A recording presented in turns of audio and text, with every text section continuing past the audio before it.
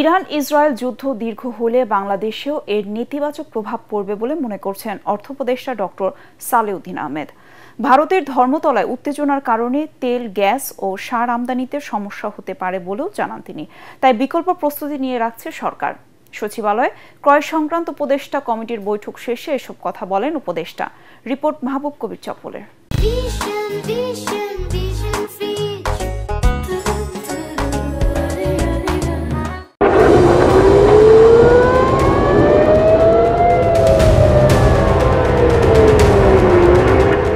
Iran Israel যুদ্ধ কাঁপিয়ে দিয়েছে গোটা বিশ্বকে। দুই পরাশক্তির কেউ কাউকে ছাড় দিতে চাচ্ছে না, ফলে বাড়ছে প্রাণহানি, ক্ষয়ক্ষতি। তাদের ক্ষত ছড়িয়ে পড়ছে অন্যান্য দেশেও। বাড়ছে জ্বালানি তেলের দাম, ব্যাহত হচ্ছে ইরান নিয়ন্ত্রিত হরমুজ প্রণালী দিয়ে জাহাজ চলাচল।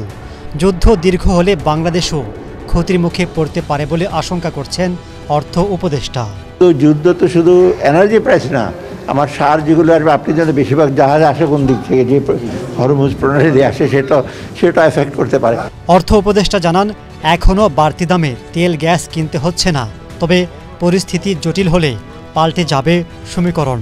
তাই বিকল্প প্রস্তুতি রাখছে সরকার। ইরাকের যুদ্ধে আমরা একটা অবজার্ভ করছি, আমরা দেখছি ইমিডিয়েটলি কিছুটা বেড়েছে, বাট এখন আমাদের যেগুলোতে আমরা অলরেডি অর্ডার প্লেস করছি ওটা এফেক্ট করে না। আমরা অবজার্ভ করছি যে এই যে গ্যাস প্রাইস বা এলএনজি প্রাইস যদি বেড়ে যায়, এটা উইল টেক কেয়ার হবে। আজকে যেটা দিলাম ওটা ওল্ড প্রাইসে ওরা কোট করেছে, ভাগ্য ভালো যে ওই প্রাইসে আমরা পাবো। কিন্তু ভবিষ্যৎ যখন কোটেশন আনবো তখন হয়তো কিছুটা রিফ্লেক্ট করবে। যুদ্ধ লম্বা হলে বিকল্প চিন্তা এই যে এনার্জি মিনিস্ট্রিটা করছে ডেফিনেটলি। আমরা তো এলএনজির উপর ডিপেন্ড করি বেশি। তিনি আশা করেন যুদ্ধ দ্রুত শেষ হবে, তবে কোনো দেশের পক্ষ নেবে না বাংলাদেশ। মাহবুব কবির চপল, এটিএন বাংলা, ঢাকা।